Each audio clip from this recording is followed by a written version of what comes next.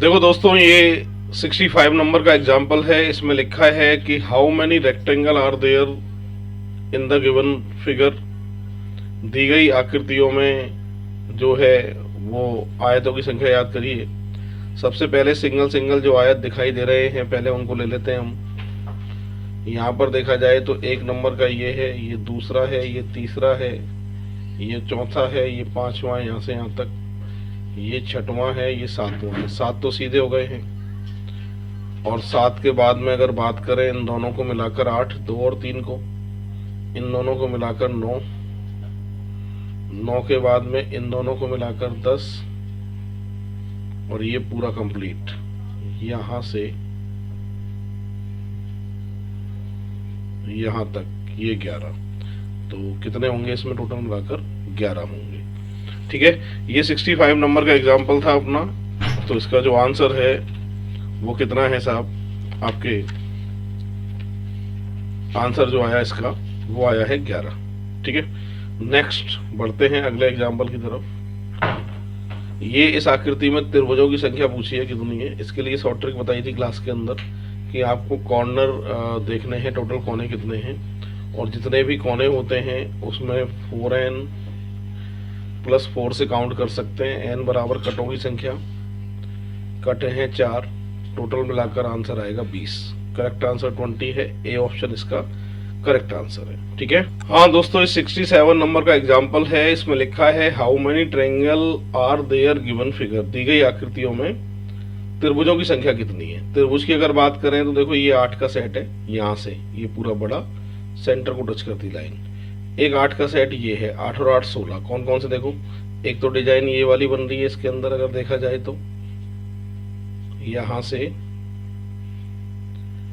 Centre को touch करती line 8 का सेट होता है। एक ऊपर से नीचे तक अगर डिजाइन देख रहे हो तो 8 का सेट जो है ये दिख रहा है। देखो ऊपर से यहां से और यहां तक। ठीक है, तो ये भी 8 का है, 8 और 8 16, और 3 का सेट ये है, 16 और 3 18। 18 के बाद में इसको कहीं से नहीं गिना 19, इसको कहीं से नहीं गिना 20, इसको कहीं से नहीं गिना 21। 21 के बाद में ये बड़ा देखो, ये यहां से यहां तक बड़ा त्रिभुज है जिसके बीच की लाइन है। 3 का सेट ये है। 21 और 3 हो गए साहब 24। 21 और 3 कितने हो गए? 24 हो गए, है ना। 24 के बाद में अब तो फिर से देखो 8 और 8 16। अच्छा, यहाँ पे नंबर गलत दिख दिए मैंने, तो एक बार फिर से देखो, एक बार से समझो। तो 8 और 8 16 तो यही है। 16 के बाद में 3 का सेट ये है और 3 का ये बड़ा सेट है, ये वाला। ठीक है, और इस वाली लाइन से 2 त्रिभुज बनेंगे, एक तो इधर 1 और एक इधर 2। तो 2 त्रिभुज इधर से बनेंगे। तो अभी तक यहीं का टोटल करते हैं, छोटे छोटों को अलग से नंबर दे देंगे अपन। 8 और 8 16, 16 और 8, 16 और 8 24। 24 के बाद अलग से नंबर दे देते हैं। इस छोटे को नंबर 25, और इसको कहीं से नहीं गिना मैंने 26, इसको कहीं से नहीं गिना 27। 27 के बाद में एक त्रिभुज और बचता है जिसको हमने कहीं से नहीं गिना, वो ये है, देखो दिखाई दे रहा है, 28। करेक्ट आंसर आएगा 28। बढ़ते हैं नेक्स्ट एग्जाम्पल की तरफ। इस आकृति में त्रिभुजों की संख्या याद करनी है कितनी है, ट्राइंगल काउंट करने हैं कितने हैं। सबसे पहले ये 2 का सेट है, ये भी 2 का सेट है। 2 का सेट कैसे? एक तो ये, एक बड़ा, एक ये बड़ा, 2 और 2 4, और इसके बाद में एक जो है वो 2 का सेट ये बनेगा। ये कैसे बनेगा? देखो, एक तो छोटा त्रिभुज ये, एक यहां से यहां तक बड़ा त्रिभुज 6, एक सिंगल ये रहा 7, एक सिंगल ये रहा 8। 8 के बाद में यहां से लेकर यहां तक कितने नंबर में? 9, और एक ये रहा यहां से यहां तक 10। तो आकृति में जो त्रिभुज हैं वो कितने हैं? 10 होंगे। ऐसे हो गए। ठीक है, बढ़ते हैं नेक्स्ट एग्जांपल की तरफ। आकृति में त्रिभुज कितने? इसके 2 हिस्से हो रहे हैं, एक में गिन लो, डबल कर देना।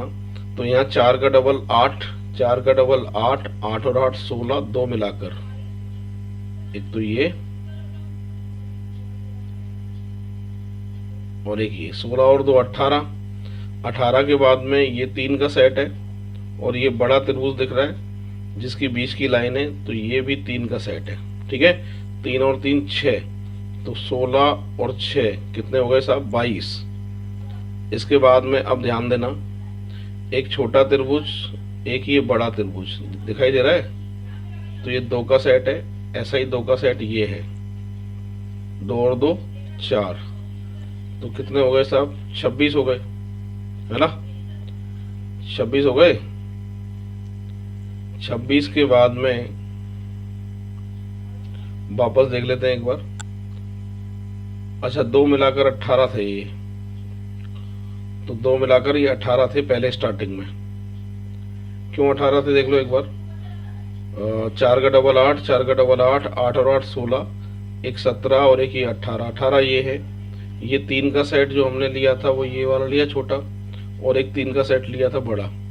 ठीक है, तो यहाँ पे थोड़ा सही कर देते हैं वापस से। तो 18 पहले हो गए थे, 18 3 बड़े वाले, 3 छोटे वाले, 2 सिंगल 2 सिंगल, 18 और 10 28 हो गए अभी तक। 28 के बाद में 2 त्रिभुज बचे हैं जिनको कहीं से नहीं गिना। एक तो देखो ये बचा है, कहीं से नहीं गिना, और एक इसके बगल में 28 और 2 30, 28 और 2 30। तो इसका मतलब ये हुआ कि 30 नीचे हैं तो 30 ही ऊपर होंगे। 30 और 30 आंसर जो देके आओगे ना, वो कितना देके आओगे 60 देके आओगे। करेक्ट आंसर आएगा 60 इसका। बढ़ते हैं नेक्स्ट एग्जांपल की तरफ। आकृति में त्रिभुज देखते हैं कितने हैं। 1 2 3 4 5 6, 6 का डबल 12, 3 का सेट, 3 का सेट, 3 का सेट, 3 का सेट, ये भी 12। एक तो ये लाइन सेंटर को टच कर रही है, एक ये लाइन सेंटर को टच कर रही है। 2 जॉइंट हैं, 2 पर बनेंगे 4 त्रिभुज, 1 2 3 4। ठीक है, 24 और 4, आंसर आएगा 28 28। बी ऑप्शन करेक्ट आंसर है इसका। ठीक है, बढ़ते हैं आगे नेक्स्ट एग्जांपल की तरफ।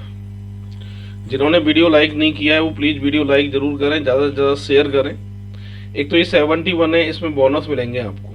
ठीक है, क्योंकि जो आंसर है वो ऑप्शन में किसी में भी नहीं है। फिलहाल जितने त्रिभुज इसमें हैं वो गिन लेते हैं हम। 4 का डबल 8, ये 3 का सेट है, ये 2 का सेट है, क्योंकि ये कॉमन हो गया। ये 3 का सेट था वैसे, पर कॉमन को 2 बार नहीं गिन सकते, इसलिए 2 दे रहा हूँ। तो ये छोटा त्रिभुज और एक ये बड़ा त्रिभुज। यहाँ पर भी ये 3 का सेट है, ये 2 का सेट है। 10 और 8, अभी तक हुए 18। 18 के बाद में अगर ध्यान से देखें आप तो ये 3 का सेट है, देखो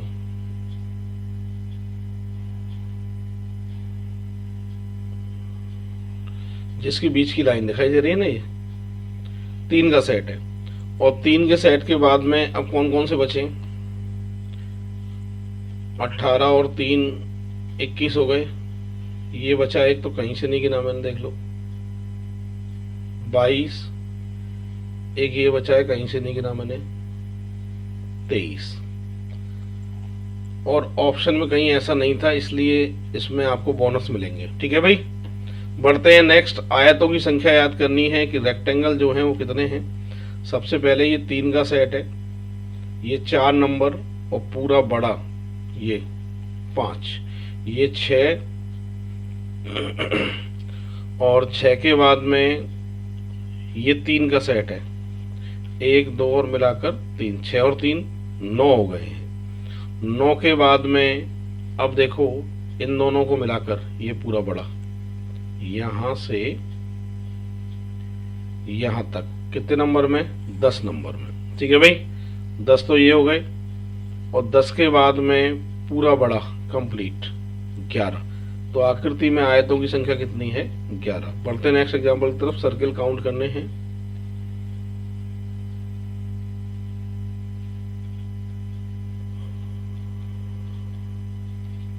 एक बीच में ये दिख रहा है ना 13। आकृति में वृत्त जो है वो कितने हैं, 13। 13 आंसर आएगा करेक्ट इसका। यहां पर देखिए भाई, ए को लिख रहा है 1, ए आता है 1 पे। कैट को लिख रहा है 24, सी का 3, ए का 1 और टी का 20, तो टोटल 24। पुलिस का पूछा है पी का 16, 15, 12, 9, 3, 5 जोड़ना है मुझको। तो 15 एकम 15, 15 दूनी 30, एक एक्स्ट्रा है, और 15 तिया 45, 45 और ये 14 है तो एक यहाँ से जुड़ जाएगा, 15 चौका 60, 60 आंसर आएगा। इन सबका जो टोटल है ना वो आएगा 60। तो 60 आंसर इसका करेक्ट आंसर है।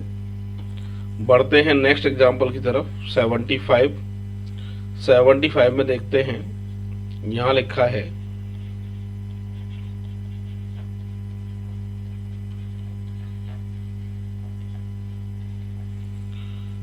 यहां से इसको देखते हैं +1, +1, +1, +1, +1 आंसर निकाल सकते हैं ना? सही कर देता हूं इसको। यहां से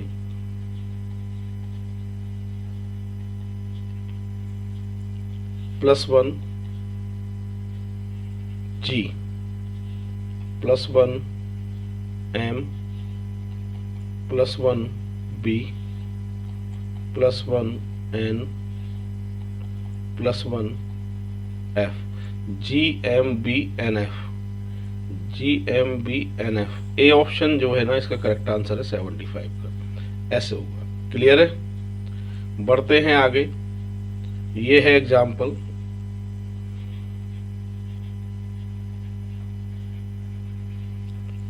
रुस्तम का जो कोड है वो आपसे पूछा गया है, इसके बराबर ये है। क्लियर है? 76 नंबर है।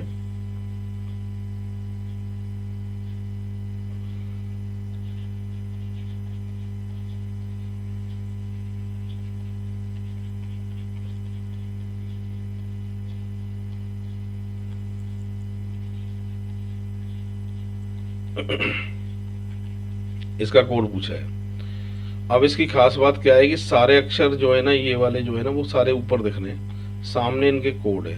तो यहाँ पर जो कोड देखा जाए कितना है साहब, आई है।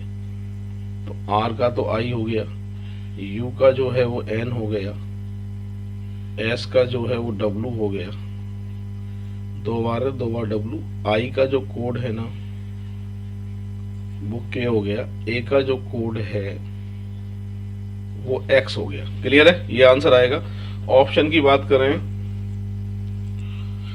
आई एन डब्ल्यू डब्ल्यू के एक्स, सी ऑप्शन जो है ना 76 का करेक्ट आंसर है। नेक्स्ट एग्जांपल की तरफ बढ़ते हैं। ये भी कोड के अनुसार ही होगा, ये सारे इसके सामने कोड है। इसका कोड पूछा है, एल आखिरी में है, एन कोड है। ई का अगर देखें तो डी कोड है, ए का अगर देखें तो ओ कोड है, एफ का अगर देखें तो के कोड है। ऑप्शन की बात करें, एन डी ओ के, ए ऑप्शन जो है उसका करेक्ट आंसर है 77। बहुत ही आसान पेपर था। यहां पर अगर देखें तो यहां एक टाइपिंग मिस्टेक है, इस वाले 12 की जगह 13 आएगा। ठीक है? तो फिर सीरीज क्या चलेगी इसमें, देखो L से 20, 12 से 20, 8 ज्यादा है। ठीक है? अच्छा ये सॉरी, यहां वाले में 12 में नहीं, आगे वाले 12 को 13 करना है, इसको 13 करना है। यहाँ टाइपिंग मिस्टेक है। तो सब में 8 8 जुड़ रहा है, कहना ये चाहता हूँ। इसमें भी 8 जुड़ रहा है, 12 और 8, 8 और 4 12, 5 और 12, सब में 8 8 जुड़ रहा है। कहने का मतलब ये है। तो सब में 8 8 जोड़ के आंसर निकालना है। लाइट में कितना आएगा, 12 8 20 होता है, 9 और 8 17 होता है, 7 और 8 15 होता है, 8 और 8 16 होता है, 20 और 8 28 होता है। ठीक है? ऑप्शन की बात करें 20, 17, 15, 16, 28, डी ऑप्शन जो है ना उसका करेक्ट आंसर है 78। वहां टाइपिंग मिस्टेक थी जहां मैंने आपको बता दिया है। बढ़ते हैं नेक्स्ट एग्जाम्पल की तरफ। ये कोडिंग रिकॉर्डिंग है, इसमें स्माइलिंग का जो कोड है वो आपसे पूछा गया है क्या आएगा। तो ठीक है, कोई बात नहीं, इधर खाली कर दो, इस पे अंडरलाइन, इस पे अंडरलाइन, इसको खाली कर दो, इस पे अंडरलाइन, इसको खाली कर दो। तीनों में देखा जा रहा है तो रे कॉमन आ रहा है। इधर तीनों में देख रहा हूं तो मैं एज कॉमन दिख रहा है मुझे। पहले दूसरे में कुछ भी नहीं है, जबकि पहले तीसरे में, सॉरी, पहले तीसरे में कुछ भी कॉमन नहीं है। पहले दूसरे में क्या चीज कॉमन है? नेक। सी इज ऑलवेज स्माइलिंग, और इसमें लिखा है सी, सी कॉमन आ जाएगा तो सी कट गया।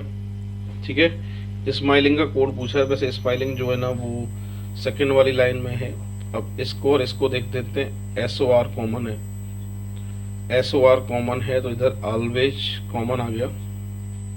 स्माइलिंग का जो कोड बचा है वो क्या बचा है? पी। ऑप्शन की बात करें सी ऑप्शन करेक्ट आंसर है इसका। बढ़ते नेक्स्ट एग्जाम्पल की तरफ। यहाँ लिख रहा है कि ए को लिखा जाता है 2, बी को लिखा जाता है 4 और आगे ऐसे ही। तो लेडी का टोटल कितना है ये पूछा गया है। 12 को लिखा जाएगा 24, 1 को 2, 4 का 8, 25 का 50, सीधी बात।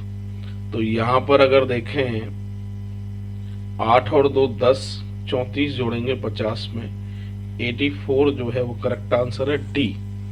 डी ऑप्शन जो है इसका करेक्ट आंसर है। संख्यात्मक जो मान पूछा है वो डी में आएगा। बढ़ते नेक्स्ट, मतलब पहला और दूसरा आपस में बदल जाए तो ओसी आ जाएगा। पहला दूसरा आपस में बदल जाए, फिर दूसरा तीसरा आपस में बदल जाए, एम एम पे कोई फर्क पड़ेगा नहीं। आगे भी इसी प्रकार एन यू, यहां से सी आई, यहां से टी ए, यहां से आई ओ आई सॉरी, और यहां से एस एन। जैसे कह रहा था वैसे बदल दिया। दाएं से गिनने पर 10वां अक्षर कौन सा होगा? 1 2 3 4 5 6 7 8 9 10, एन आ रहा है। ए ऑप्शन करेक्ट आंसर होना चाहिए इसका, बिल्कुल आंसर आएगा ए। ये घन को खोलने पर दी गई आकृति में त्रिभुज के विपरीत क्या होगा? देखो इसका कंसेप्ट ये होता है, 4 लाइन जब एक ही साथ 4 लाइन होती हैं तो ये विपरीत होता है, ये विपरीत होता है, और जो रह जाते हैं वो एक दूसरे के विपरीत होते हैं। त्रिभुज के विपरीत पूछा गया है, त्रिभुज के विपरीत ये आकृति आएगी। सी ऑप्शन जो है इसका करेक्ट आंसर होगा। बढ़ते हैं नेक्स्ट एग्जाम्पल की तरफ। इसमें इन दोनों में देखना है कॉमन क्या है। अगर मैं दोनों की बात करता हूं तो एक ही कॉमन दिखाई दे रहा है, और वो है स्टार। क्लॉकवाइज चलना होता है, जानते हैं आप, डॉलर, परसेंट, क्लॉकवाइज चलना होता है, प्लस, और ये विपरीत, ये विपरीत, और इसके विपरीत नई आकृति। फिलहाल डॉलर के विपरीत की बात कर रहा है तो प्लस का चिन्ह जो है वो आंसर माना जाएगा। नेक्स्ट एग्जाम्पल की तरफ बढ़ते हैं आगे। इन दोनों में आपसे पूछ रहा है 5 के विपरीत क्या है। इन दोनों में अगर देखा जाए तो क्या चीज कॉमन दिखाई दे रही है आपको? दोनों में अगर देख रहा हूं तो मुझे 3 दिखाई दे रहा है कॉमन। क्लॉकवाइज चलते हैं 4 2 आता है, क्लॉकवाइज चलते हैं 5 1 आता है। 5 के विपरीत पूछा है तो आंसर आएगा 4, यानी सी ऑप्शन जो है वो उसका करेक्ट आंसर होगा। बढ़ते हैं नेक्स्ट एग्जाम्पल की तरफ। 6 के विपरीत पूछा गया है, क्या आएगा? इन दोनों में 2 1 से 2 1 काट दूं तो 3 के विपरीत 4 आ रहा है, काम नहीं बनेगा। इन दोनों की बात करता हूं तो 4 2 से 4 2 काट दो तो 1 के विपरीत क्या आ जाएगा? 6 आ जाएगा। करेक्ट आंसर है 6 के विपरीत पूछा है, ए ऑप्शन जो है वो इसका करेक्ट आंसर है। ठीक है भाई, तो बहुत आसान पेपर था। जिन्होंने वीडियो अभी तक लाइक नहीं किया है प्लीज वीडियो लाइक जरूर करें, और जितने भी ग्रुप बना रखे हैं अपने टेलीग्राम वाले सोशल मीडिया पे, उन सभी ग्रुप में इस पोस्ट को शेयर करें। ठीक है, और इवनिंग में बच्चों क्लास चल रही है अपनी सूचना सहायक के लिए, रीजनिंग की प्रैक्टिस करा रहा हूं मैं, और 7:30 से 8:30 लाइव बैच रहता है ये मेरा यूट्यूब पे। इसमें आप जुड़ें, क्योंकि इसमें रीजनिंग की जो प्रैक्टिस है टॉपिक वाइज में प्रैक्टिस कराऊंगा। एग्जाम की भर्ती का नाम जरूर सूचना सहायक है, पर उस भर्ती से एग्जाम्पल पे कुछ फर्क नहीं पड़ेगा, क्योंकि रीजनिंग जो है वो पूरी सेम है।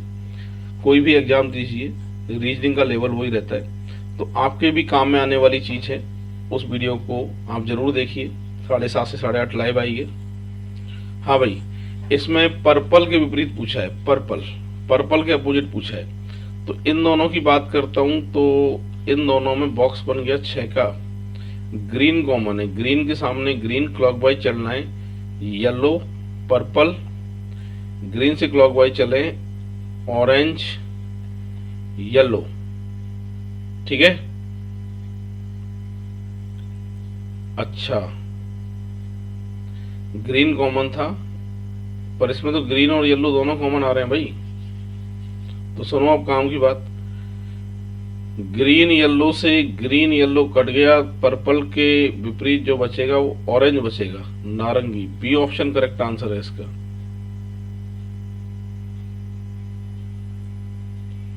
भाई येलो ग्रीन से येलो ग्रीन कट गया, पर्पल के विपरीत ऑरेंज आएगा, ऑरेंज, यानी बी ऑप्शन करेक्ट आंसर है 86 का।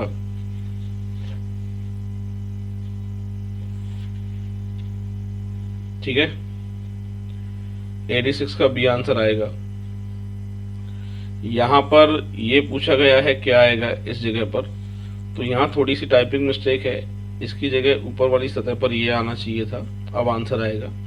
दिए गई आकृति में घन में खोलने पर देखो, ये विपरीत है, ये विपरीत है, जो रह जाते हैं विपरीत होता है। यहां पर ये आकृति है, तो नीचे कौन सा नहीं बनाया जा सकता। ओके, ये पूछ रहा है कौन सा नहीं बनेगा, तो ये तो बनेगा। ये इधर है, ये हैश गायब है, इधर ये गायब है, ये भी बनेगा, ये भी बनेगा। कौन सा नहीं बनेगा, बी ऑप्शन। यहाँ टाइपिंग मिस्टेक थी, मैंने सही कर दिया है ना। बढ़ते हैं आगे 88 पे। ये आ जाता है सब लॉजिकल रीजनिंग, और इस लॉजिकल रीजनिंग की बात हम करते हैं। ऑप्शन जो है वो 4 हैं। ये कह रहा है क्या जंगली जानवरों को पकड़ने के लिए पूर्णतः प्रतिबंध लगा देना चाहिए। पहला कह रहा है हाँ, क्योंकि जानवर पकड़ने वाले उनमें बहुत सारा धन कमाते हैं। रीजन गलत है इसका, और जब रीजन गलत होता है तो फिर कभी भी तर्क सही नहीं होता है। नहीं, क्योंकि जानवर पकड़ना तथा शिकार करना प्रभावशाली नहीं है, ये बात भी गलत है। दोनों बातें गलत हैं, दोनों बात गलत के लिए सी ऑप्शन जो है उसका करेक्ट आंसर होगा। बढ़ते हैं नेक्स्ट एग्जाम्पल की तरफ। क्या भारत के सभी सरकारी कार्यालयों में निकलने वाली नियुक्तियों को प्रस्ताव केवल सरकारी कर्मचारियों को ही देना चाहिए। पहला कह रहा है कि नहीं, यह योग्य उम्मीदवार के लिए अवसर प्रदान नहीं करेगा, जिससे सरकार एक लंबी रेस से बाहर निकल जाएगी। बिल्कुल सही बात है ये। सेकंड, नहीं, यह समानता के आधार पर विपरीत है। क्या सरकार की इसके सभी नागरिकों की प्राप्ति के लिए कोई जिम्मेदारी नहीं है, तो ये बात भी क्या है, सही है। दोनों बातें क्या है 89 में सही हैं। बढ़ते हैं नेक्स्ट एग्जाम्पल की तरफ। ये कह रहा है क्या युवाओं को स्व रोजगार के प्रति प्रोत्साहित किया जाना चाहिए। पहला हाँ, इससे वे देश के व्यावसायिक विकास में मदद करेंगे। सही बात है। हाँ, इससे वे बाजार में व्यवसाय में दबाव कम हो जाएगा। बिल्कुल, दोनों बातें सही हैं। Both are correct. आंसर आएगा डी। क्या ग्रामीण क्षेत्र में सरकारी नौकरियों में अधिक प्रोत्साहन भत्ता दिया जाना चाहिए।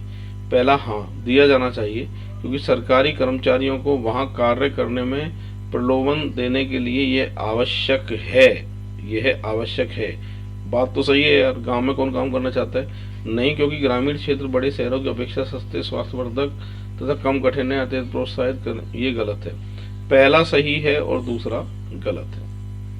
ये पढ़िए, क्या बैंक में अलग अलग अवधि के लिए जमा किए जाने वाले धन पर एक ही ब्याज दर होनी चाहिए।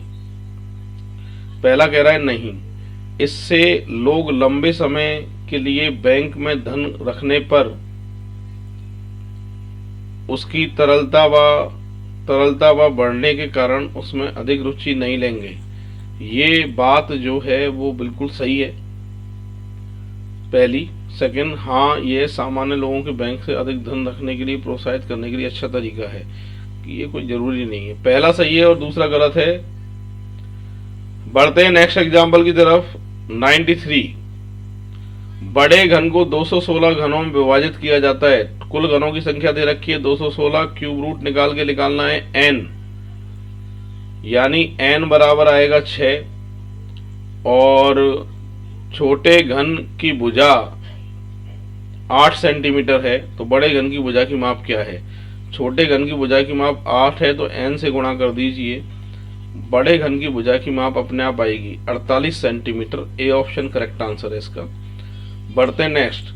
343 छोटे घन है, क्यूब रूट निकाल के n निकाल दिया मैंने। जो n है आपके वो कितना है?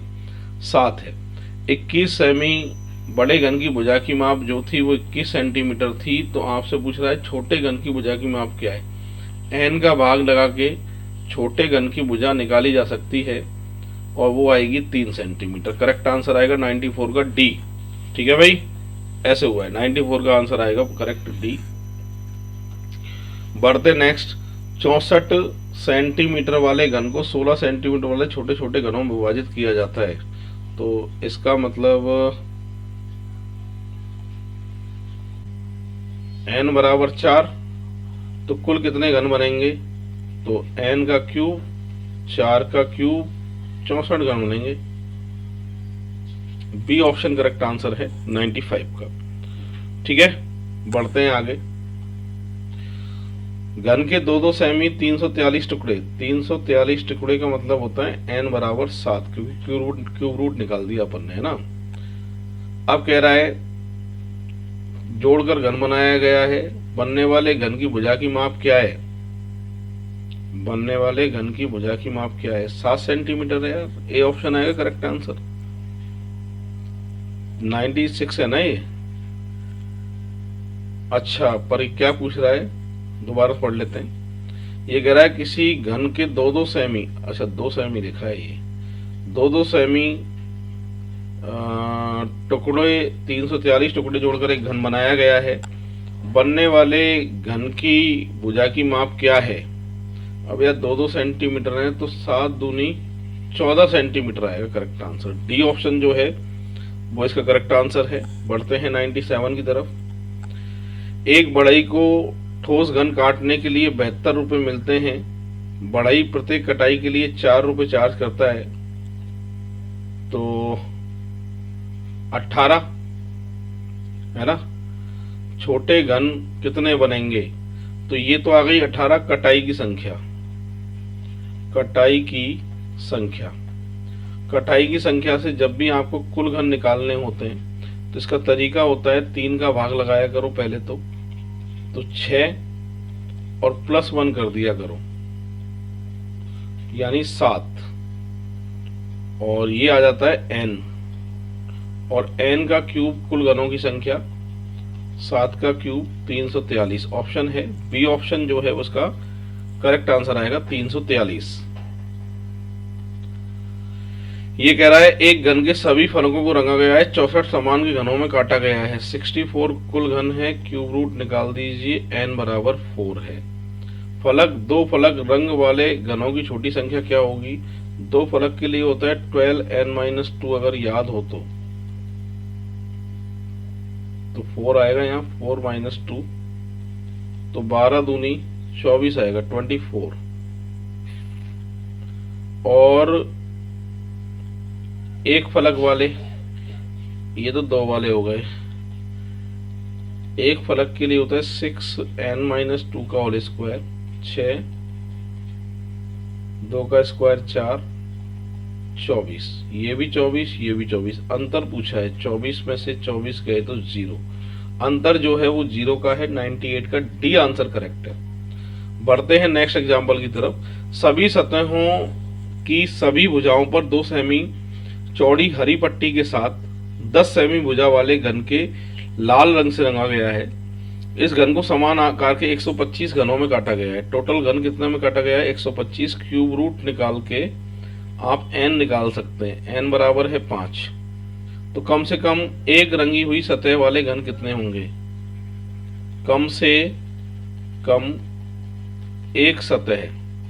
इसका जो होता है तरीका ये होता है कि कुल घनों की संख्या में से बिना रंग वाले घनों घटा दीजिए जिन पर कोई भी कलर नहीं है। तो सबसे पहले तो बिना रंग वाले निकालें। बिना रंग के लिए फॉर्मूला होता है 6n-2 का क्यूब।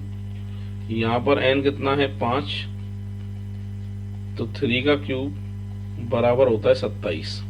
ठीक है, और कुल घन तो आप जानते ही हैं, n का क्यूब करके कुल घन निकाल सकते हैं। 125 में से 27 घटाइए 98। कम से कम एक सतह रंग वाले घनों की जो संख्या है वो कितनी आएगी साहब, 98 आएगी। ठीक है, अब वो बढ़ते हैं आगे बढ़ते हैं। एक घन की एक सतह लाल रंग, इसके विपरीत सतह हरे रंग और पीले रंग आसन्न नीले रंग से रंगा अन्य दो सतह बेरंग। 125 घन यानी n बराबर 5 है। तो एक काम करते हैं, इसको डायग्राम पे समझते हैं। n बराबर जो है वो 5 है आपका, ये ध्यान रखना है आपको। ठीक है,